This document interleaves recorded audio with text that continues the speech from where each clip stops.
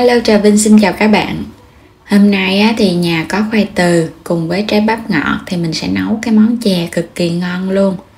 Lúc này cũng vào cái mùa khoai từ các bạn, nên đi chợ mình thấy rất là nhiều người bán. Sẵn đây mình chia sẻ cái cách làm chè khoai từ luôn ha, ngon dễ mà lạ miệng nữa. Bây giờ thì mình mời các bạn cùng vào bếp để thực hiện món chè ngon với mình. Để nấu chè thì mình chuẩn bị đây trái bắp ngọt. Thì các bạn lột sạch phần vỏ ha, rồi cái mình rửa cho nó sạch. Bắp tươi thì nó ngọt hơn. Rồi mình chuẩn bị tiếp 3 cái củ khoai từ. Nếu các bạn muốn ăn nhiều hơn thì mình ăn nha. Gọt sạch phần vỏ, rửa sạch. Đây là khoai từ nguyên củ nè. Rồi bây giờ mình sẽ cắt cái phần bắp này ra, bẻ nó ra luôn cho nó dễ. Cắt khúc để mà mình cắt ra những cái hạt cho nó nhanh thôi à. Bắp này thì nó còn tươi rối luôn, cho nên là nó có nước nhiều. Còn mà các bạn mua cái bắp ở bên ngoài, cái phần vỏ nó hơi khô khô quá, thì cái độ ngọt nó sẽ giảm, và cái phần nước ở trong hạt bắp nó cũng giảm đi nữa. Mình sẽ cắt lấy hết cái phần hạt ở bên ngoài, đừng có cắt sát quá. Cắt vừa vừa thôi nha, nếu mà cắt sát quá một chút nữa mình nấu nó dính cái phần cùi bắp vô ăn nó bị xảm lắm. Cắt hết xong rồi thì mình sẽ để qua một bên. Khoai từ này thì các bạn cũng cắt ra nhỏ nhỏ thôi. Khoai từ thì khi mà mình ăn vào nó có cái độ dẻo, ngon lắm. Nhưng mà sắc nhỏ nhỏ để nấu cho nó nhanh chín á. Sắc lớn quá thì nấu nó khó chín. Mình sắc nhỏ nhỏ hạt lựu vậy nè. Thường thì các bạn sẽ nấu chè với khoai môn, khoai lang. Nhưng hôm nay mình nấu với khoai từ, xem coi ăn rất là ngon luôn á. Nếu mà bạn nào chưa thử thì thử đi nha. Cái công thức nấu chè đơn giản. Sắc xong rồi mình để qua một bên. Những cái cùi bắp này nè, các bạn cho hết vô trong nồi.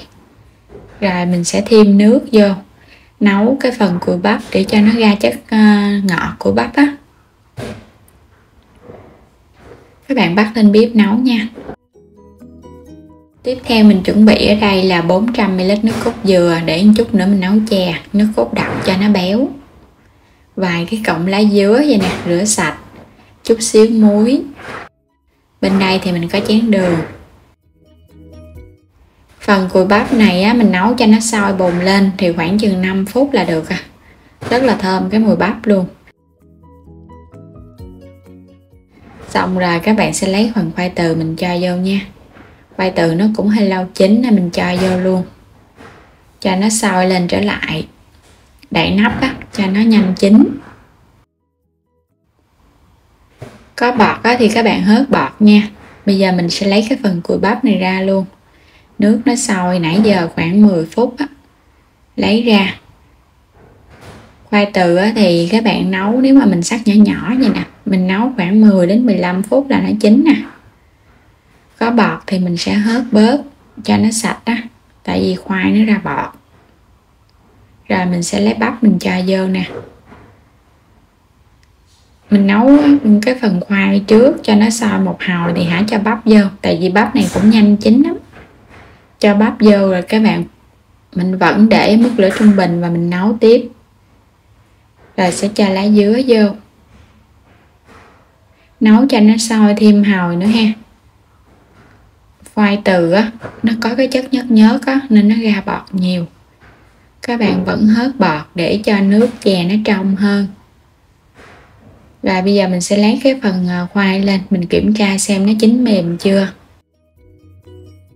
Khoai này thì nó dẻo lắm, các bạn sắn vào mình thấy nó mềm là được chứ đừng có để nó mềm quá, tại vì nó dẻo, nó không có mềm nhiều giống như khoai mỡ.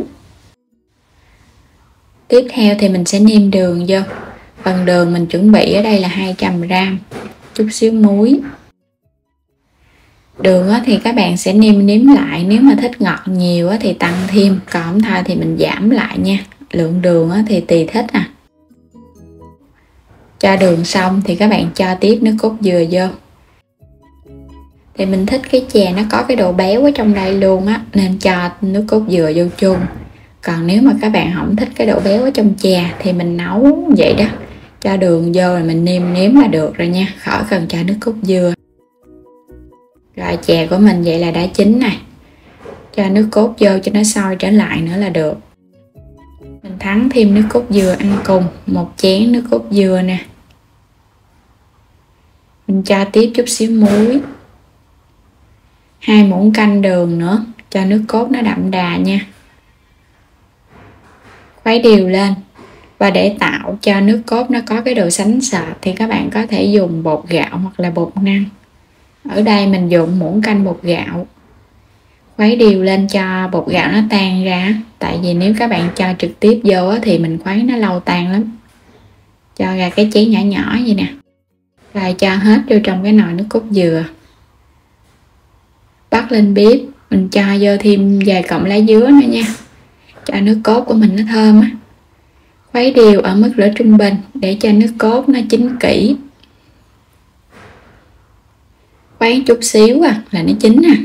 Nhưng mà nhớ khuấy không thôi nó bị đóng ở dưới đáy nồi. Mình khuấy một hồi thì nước cốt nó sẽ sệt lại vậy nè. Nó sệt lại thì nước cốt nó chín và phần bột nó cũng tạo cái độ sệt á. Rồi được rồi ha, tắt bếp. Trà vẫn còn ấm nóng, mình sẽ múc ra từng ly.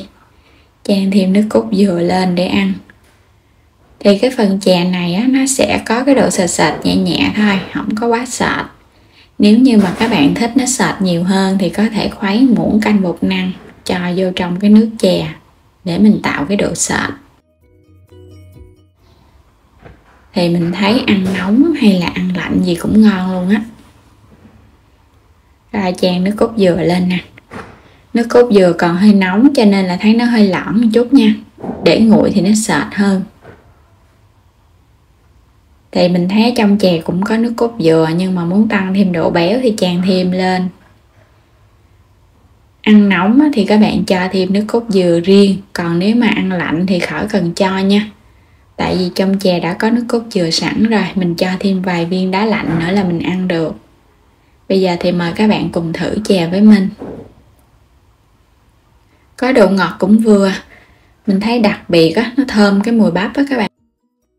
Còn cái phần khoai từ á, thì nó dẻo dẻo. Ăn cũng lạ miệng lắm á. Cái nước nó thơm lắm. Thơm nhất là cái mùi bắp nè. Có thêm cái độ béo béo nước cốt dừa nữa. Bình thường á, thì ăn chè khoai môn, khoai lang hoặc là khoai mỡ.